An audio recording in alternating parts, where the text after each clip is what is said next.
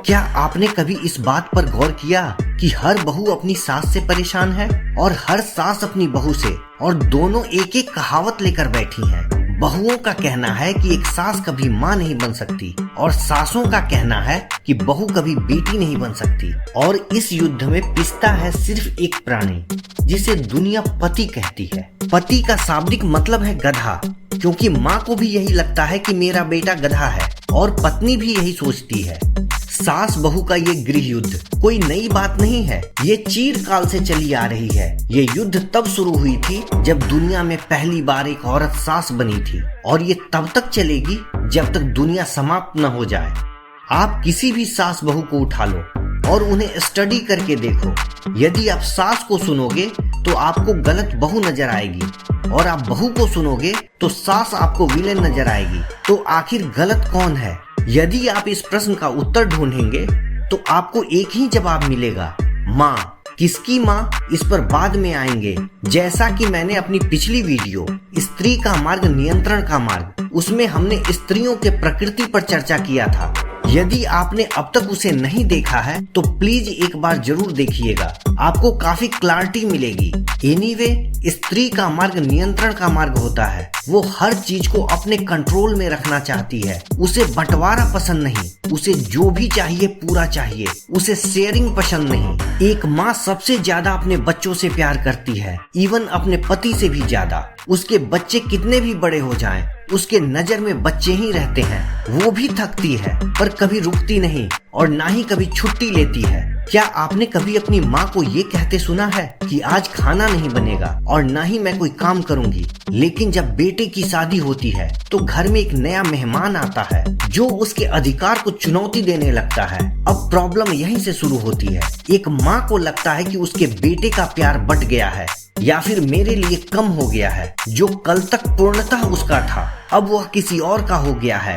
एक तरफ तो वो अपने बेटे की शादी से खुश होती है, पर दूसरी तरफ उसे ईर्ष्या भी हो रही होती है, जिस वजह से वह बहू को बात बात पर टोकने और ताने मारने लगती है। माँ को लगता है कि मैं तो इसे समझा रही हूँ, और बहू को लगता है कि ये ताने मार रही है और रिस्ट्रिक्शंस लगा रही है। इसमें फंसता हमेशा बेटा है। एक तरफ माँ की तकलीफ तो दूसरी तरफ बीवी की आंसू।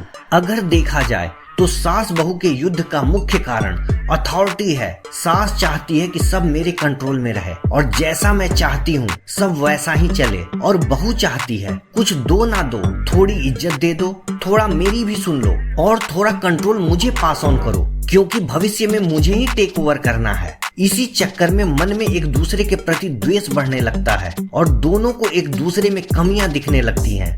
बार बार टोकने से रिश्ते सुधरने की जगह और खराब होने लगते हैं, और इस बात पर बिल्कुल भी ध्यान नहीं दिया जाता कि एक सास को इतना परफेक्ट होने में कई साल लगे हैं, लेकिन उसे कल की आई बहू में वो सारे गुण चाहिए। कहा जाता है कि एक सास कभी माँ नहीं बन सकती, क्योंकि एक सास कभी ये महसूस नहीं कर सकती जो लड़की उनके घर में आई है उसे भी अपने माँ जैसी कोई प्यार करने वाली चाहिए, जो उसका हर पल ख्याल रखे।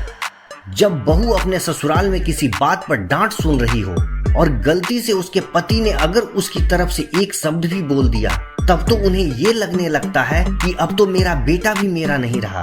घर में मौजूद कोई भी इंसान ये नहीं सोचता कि अगर उसका पति उसका साथ नहीं देगा तो और कौन है जो उसके तरफ से कुछ बोलेगा। ये सास बहू के किस्से और नोक-झोंक बहुत पुराने हैं। ये बिल्कुल भी नहीं कहा जा सकता कि सिर्फ बहू ही दुखी होती है, सास भी दुखी होती है। उन्हें भी हमेशा यही लगता है कि ये बहू कभी बेटी नहीं बन सकती, इसकी हरकतें बिल्कुल भी बेटी बनने के लायक नहीं है। और तो और उन्हें सबसे ज्यादा इस बात का डर होता है कि ये कहीं मेरे बेटे को मेरे खिलाफ न कर दे, उसके कान न भर दे।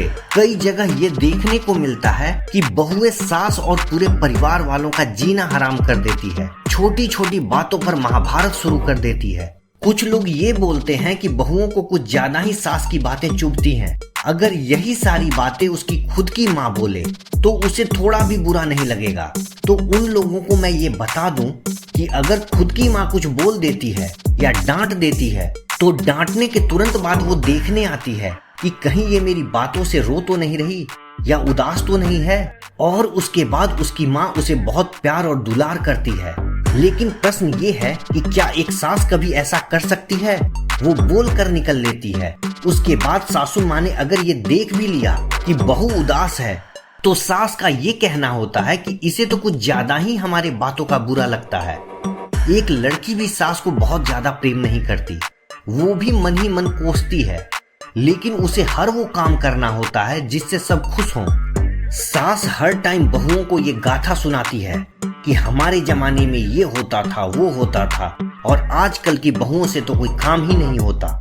जबकि वो ये नहीं समझ पाती कि आपकी परवरिश अलग जमाने में हुई थी, जब टेक्नोलॉजी नहीं थी।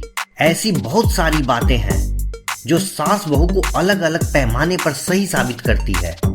एनीवे, एक समझदार माँ का कर्तव्य ये है कि घर आई नई बहू को ट्रेंड करना और धीरे धीरे घर की जिम्मेदारी उसे सौंपना, ताकि बहू भविष्य में परिवार को अच्छे से चला पाए।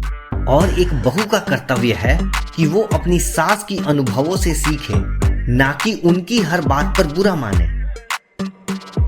आज के लिए बस इतना ही। मिलते हैं अगली वीडियो में एक नए टॉपिक के साथ। यदि आपको मेरी बातें अच्छी लगी हों तो इस वीडियो को लाइक करें, अपने दोस्तों के साथ शेयर करें और हमारे साथ बने रहने के लिए चैनल को सब्सक्राइब करें। यदि मेरे लिए कोई सुझाव हो तो कमेंट बॉक्स में जरूर बताएं।